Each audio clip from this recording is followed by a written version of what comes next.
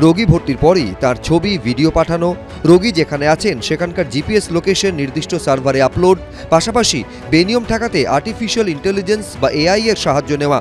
স্বাস্থ্যসাথী প্রকল্পে দুর্নীতি ও অনিয়ম রুখতে সম্প্রতি একের পর এক কড়া পদক্ষেপ করেছে রাজ্য সরকার। এবার সেই তালিকায় যুক্ত করা হলো সরকারি ডাক্তারদের নন প্র্যাকটিসিং অ্যালাউন্স না নেওয়ার হলফনামা জমা দেওয়ার নির্দেশ। ইতিমধ্যে এই মর্মে বিজ্ঞপ্তিও প্রকাশ করেছে স্বাস্থ্য ভবন। রাজ্যের স্বাস্থ্য অধিকর্তা ও স্বাস্থ্য শিক্ষা অধিকর্তার তরফে জারি করা বিজ্ঞপ্তিতে বলা হয়েছে, স্বাস্থ্যসাথী পোর্টালে যেসব সরকারি ডাক্তারের নাম নথিভুক্ত রয়েছে তাদের একটি নির্দিষ্ট ফর্ম ফিল আপ করে পোর্টালে আপলোড করতে হবে। বিজ্ঞপ্তি প্রকাশের 2 মাসের মধ্যে এই হলফনামা জমা দিয়ে দিতে হবে চিকিৎসকদের। কি রয়েছে সেই বিশেষ ফর্মে? সরকারি চিকিৎসকদের ক্ষেত্রে তাদের হলফনামা দিতে হবে যে তারা সরকারি হাসপাতালের সঙ্গে যুক্ত, কিন্তু সরকারের থেকে নন প্র্যাকটিসিং অ্যালাউন্স নিচ্ছেন না। চিকিৎসক মহলের মতে বেসরকারি প্রতিষ্ঠানে চিকিৎসা করার জন্য সরকারি চিকিৎসকদের এই ধরনের হলফনামা দেওয়ার নিয়ম অনেক আগে থেকেই চলে আসছে। প্রশ্ন উঠছে, তাহলে নতুন করে আবার স্বাস্থ্যসাথী প্রকল্পে এই হলফনামা যাওয়ার কারণ কি? এই নিয়ম তো আগেই ছিল, কিন্তু সরকার এতদিন অনিয়ম বেনিয়ম অ্যালাউ করেছেন। তার কারণ হচ্ছে যে যারা শাসক ঘনিষ্ঠ চিকিৎসক তারা নানান যে মানে বেলাগাম বেনিয়ম করছে সেগুলোতে সরকার মদত ছিল।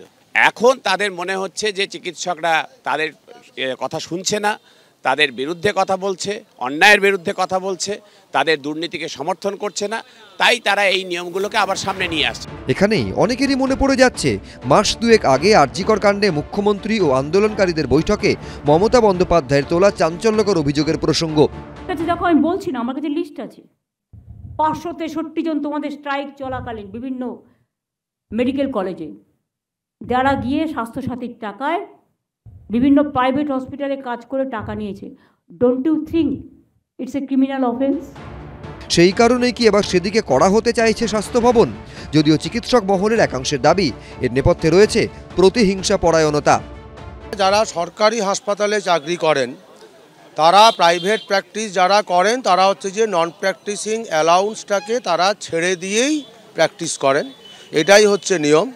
এই সময় হঠাৎ করে এই কথাটা এলো কেন? এই পরিস্থিতিতে আন্দোলন করছেন বা কোথাও একটা হচ্ছে প্রতিবাদের মুখ হিসেবে পরিচিত হয়েছেন, এই রকম কাউকে চিহ্নিত করে তার বিরুদ্ধে কোনো প্রতিহিংসা পরায়ণ কোনো ব্যবস্থা নেওয়ার জন্যে তারা কি এরকম কিছু করে চিন্তা ভাবনা করছেন? যদিও স্বাস্থ্য ভবনে নতুন এই বিজ্ঞপ্তিকে স্বাগত জানিয়েছেন চিকিৎসকদের অপর একটি অংশ। এটা কিন্তু পুরো ব্যবস্থাপনাটায় একটা স্বচ্ছতা আনার জন্য করা হচ্ছে। এটা চিকিৎসকদের উপরে কোনো রকম চাপ সৃষ্টি বলেই আমরা মনে করি না। এটা পুরো ব্যবস্থা একটা স্বচ্ছতা আনার জন্য, এবং এই ব্যবস্থাটাকে আমরা স্বাগত জানাই। এখানেই শেষ নয়। স্বাস্থ্য ভবন সূত্রে খবর, একজন চিকিৎসক সর্বাধিক কতগুলি বেসরকারি স্বাস্থ্য প্রতিষ্ঠানের সঙ্গে যুক্ত থাকবেন সেই সংখ্যাতেও আগামী দিনে নিয়ন্ত্রণ আনার চিন্তাভাবনা করছে রাজ্য সরকার। সন্দীপ সরকার, এবিপি আনন্দ, কলকাতা।